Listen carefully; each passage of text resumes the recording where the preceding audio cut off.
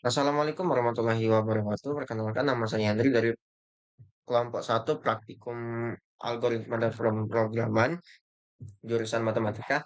Nah, di sini saya mau ngerjain soal nomor satu nih. Ini mana soal nomor satu ini adalah soal untuk nama-nama nilai.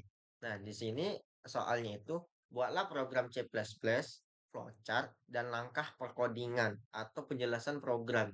Dari program, apakah sebuah titik yang diinputkan oleh user berada di dalam lingkaran, luar lingkaran, atau bersinggungan. Nah, mungkin logikanya itu kita disuruh buat nginput koordinat dari lingkaran tersebut dan juga koordinat dari titik tersebut. Nah, jadi kalau semisal titiknya berada di koordinat ini, dia apakah titik tersebut berada di dalam lingkaran, luar lingkaran, atau bersinggungan? Mungkin gitu ya. Nah, mungkin langsung aja ke flowchartnya. Nah, di sini flowchartnya itu logika saya itu itunya jalannya tuh gini. Nah, start. Nah, ketika start memulai program. Nah, di sini nanti si user disuruh disuruh sama si program itu nginput X, Y, A, dan B. Nah, setelah si user yang nginputin X, Y, A, dan B, maka si program ini bakal memproses nih diameter dan R kuadrat. R kuadrat itu adalah radius. Nah, radius itu adalah jari-jari istilahnya tuh. Nah, D kuadrat itu sama dengan X min A kuadrat ditambah Y min B kuadrat. Atau eh, bisa kita buat dengan X min A dikali X min A ditambah Y min B dikali Y min B. Nah, untuk R kuadrat sendiri itu bisa kita buat itu R dikali R. Nah, setelah si programnya ini memproses, maka si program ini bakal ngecek D kuadrat, diameter kuadrat itu lebih kecil dari R kuadrat atau enggak. Kalau misal D kuadrat itu lebih kecil dari R kuadrat, maka si program bakal ngasilin titik berada di dalam lingkaran atau si program bakal nampilin tulisan titik berada di dalam lingkaran. Nah, jikalaupun salah, nanti si program ini bakal ngecek lagi nih D kuadrat D2 sama dengan R2 atau enggak. Kalau misal D2 sama dengan R2 kalau misal D2 sama dengan R2 itu terpenuhi, maka si programnya ini bakal mengoutput atau nampilin teks yaitu titik bersinggungan dengan lingkaran. Nah, jikalau si apa ya kondisi D2 sama dengan R2 ini tidak terpenuhi, maka programnya nggak berhenti di situ aja, si program bakal ngecek lagi nih, bakal ngeluarin lagi kalau semisal situasi yang kedua ini kondisi kedua ini nggak terpenuhi, maka si programnya bakal ngeluarin atau mengoutput atau nampilin teks titik berada di luar lingkaran. Nah, setelah itu, setelah si programnya ini menghasilkan output, maka semua programnya ini bakal selesai. Mungkin gitu ya dari logikanya. Nah, lanjut ke pseudocode ini var variabel. Nah, jadi X, Y, A, B, R, D2 dan R2 itu adalah bilangan real. Nah, begin untuk memulai programnya ya, write. Write ini seperti cout di C++. Nah, yang dimana ini nih berfungsi untuk menghasilkan output dari program tersebut. Jadi bakal nampilin nih si programnya ini bakal nampilin input pusat lingkaran A, B. Nah, ini untuk pusat lingkaran. Nah, kemudian read ini seperti in di C++. Nah, read, kemudian write, input radius. Nah, nanti eh, kita juga bakal disuruh input radius. Eh, berarti di sininya itu harus ada, maaf salah. Jadi di sini tuh harus ada R juga. Harusnya udah benar tadi ya. Tuh, berarti di sini setelah eh, memulai, maka si program ini bakal ngasilin maka si program bakal minta user untuk nginput X, Y, A, B, dan R. Tuh, maaf salah. Hmm, nah, jadi setelah si programnya ini meminta radius, maka si apa ya, si program bakal ngebaca itu sebagai R. Nah, itu juga berlaku untuk input pusat lingkaran. Nah, kita nginputin pusat lingkarannya ini sebagai A dan B. Nah, maka si program ini bakalan eh, ngebacanya itu sebagai A dan B. Nah, begitu juga dengan in, eh, titik X dan Y.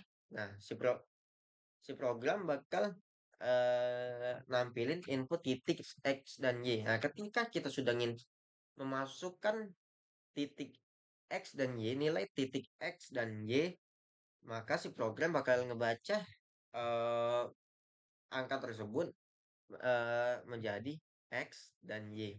Nah, ini sama seperti rumus yang sebelumnya, itu X min A dikali X min A ditambah Y min B dikali Y min B, atau X min A kuadrat ditambah Y min B kuadrat gitu. R2 itu sama dengan R kali R atau R kuadrat.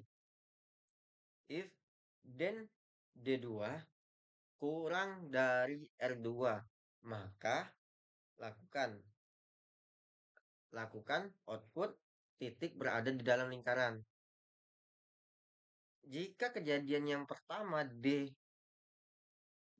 kurang dari R2 tidak terpenuhi, maka output output titik bersinggungan dengan lingkaran.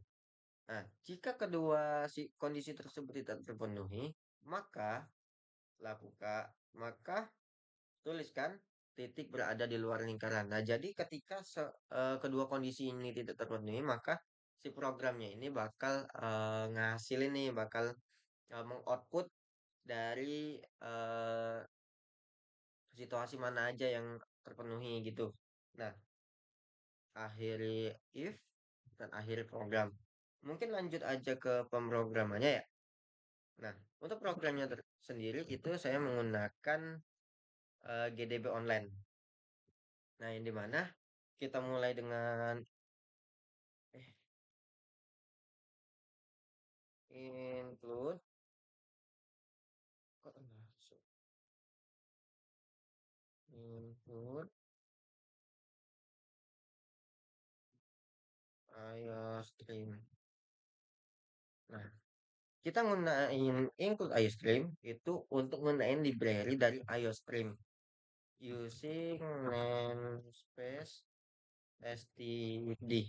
Nah, using namespace std ini, astagfirullah, using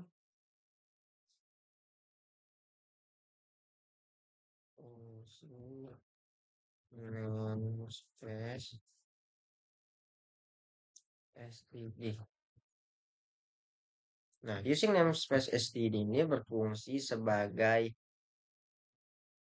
nah, ganti dulu bahasa.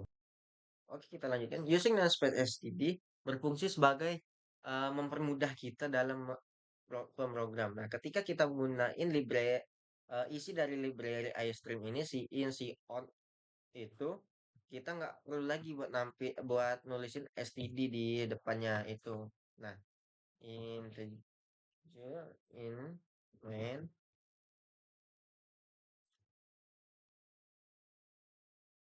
Nah, in main float.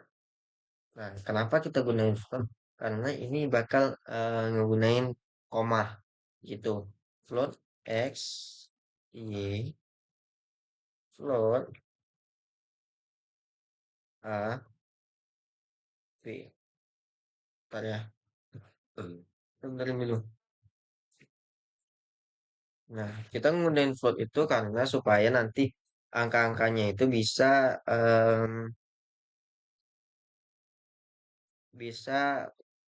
ngegunain koma buat pemisah gitu. Float R float D2 float R2. Nah, kita menggunakan X dan Y itu untuk pusat nih.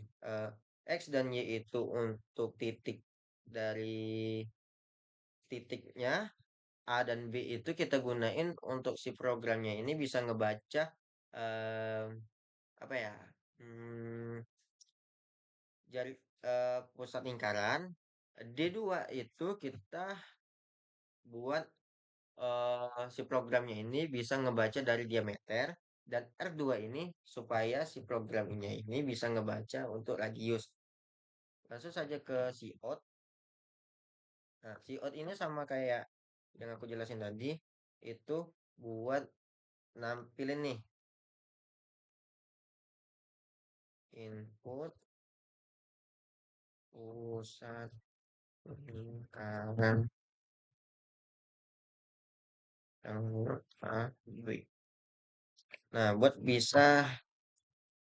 si programnya ini nih sebagai penanda buat kita ketika kita disuruh buat input A, A dan B gitu. Nah, si ini berfungsi supaya ya si programnya ini bisa ngebaca apa sih yang kita masukin itu. Itu B si on kita masukin lagi nih untuk jari-jari lingkaran.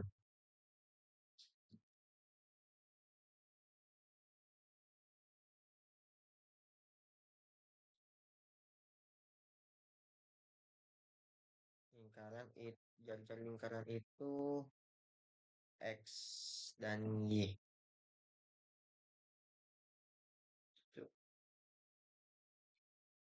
Nah, si itu berfungsi supaya kita nanti bisa eh, supaya nanti si program ini bisa ngebaca apa yang kita masukin. Si Nah, sama kayak yang aku bilang tadi, D2 ini itu rumusnya eh, X min A kuadrat. Tapi karena kita nggak gunain library Cmat, jadi kita buat agak panjang sedikit yaitu X min A dikali X min A ditambah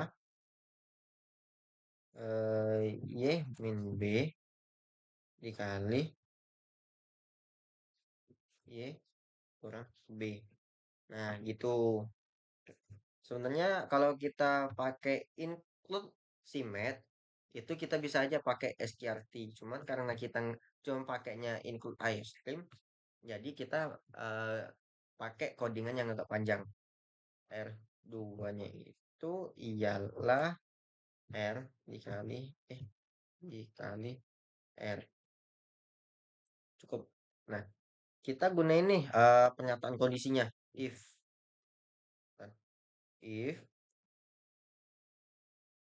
dalam kurung D2 kurang dari R2. Nah, jika kondisi pertama itu terpenuhi, jika kondisi pertama itu terpenuhi, D2 kurang dari R2, maka si program ini bakal nampilin titik berada di dalam lingkaran. Titik. Nah, jika nih, ntar kita tambahin dulu ini.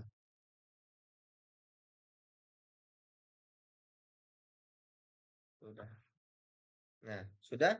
Kita tambahin lagi nih kondisi kedua. Itu else if Nah, else if ini berfungsi ketika kondisi pertama ini nggak terpenuhi, maka dia bakal ke kondisi kedua, yaitu kondisi di mana D2 itu sama dengan R2. Jika kondisi kedua ini terpenuhi, maka si program bakal output si out itu titik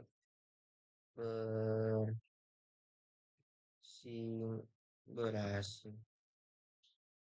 bersinggungan dengan lingkaran titik. Nah, jika kondisi kedua ini terpenuhi, yaitu kondisi di mana D2 sama dengan R2 itu terpenuhi, maka si programnya ini bakal ngoutput atau nampilin titik bersinggungan dengan lingkaran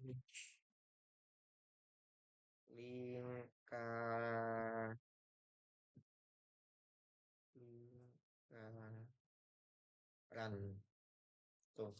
Nah, balik lagi nih, jika kondisi kedua nih nggak terpenuhi, maka si program ini bakal ngecek lagi ke kondisi ketiga. Ah, nah, kondisi ketiga ini adalah kondisi di mana kondisi pertama dan kedua itu nggak terpenuhi, maka si program bakal output itu atau si program bakal nimbulin teks yaitu titik berada di luar lingkaran titik. Nah, kan udah nih dari programnya. Mungkin bisa langsung aja ya kita ke apa ke hasilnya. Kita coba run dulu. Bismillahirrahmanirrahim. Alhamdulillah ternyata bisa ya guys ya. Nah, di sini kita disuruh buat masukin pusat lingkaran yaitu A dan B. Nah, pusat lingkarannya ini kita buat random semisal 4 dan 3. Jadi empatnya itu adalah A, B-nya itu adalah 3. Kita enter. Nah, jadi hasilnya itu adalah eh bentar bentar. Nah, mohon maaf karena tadi ada kesalahan. Itu tadi itu input jari-jarinya itu atau input radiusnya itu enggak kemasuk. Jadi belum ke coding. Nah, tapi yang lainnya udah benar kok. Nah, dengaran. Nah, jadi pusat lingkarannya ini semisal pusatnya ini ada di 7, 0. Nah, 7 itu fungsinya sebagai A, 0 itu dibacanya sebagai B. Kemudian input radius lingkaran itu semisal radiusnya itu 3. Nah, X dan Y-nya itu mungkin ada di titik itu berada di 6 dan 7. Nah, titik berada di luar lingkaran. Nah, eh berarti apa programnya itu berhasil yang di mana kondisi pertama itu tidak terpenuhi. Eh, kondisi kedua itu tidak terpenuhi, maka balik ke kondisi tiga yaitu titik berada di luar lingkaran. Nah, mungkin itu saja penjelasan dari saya. Lebih dan kurang saya mohon maaf.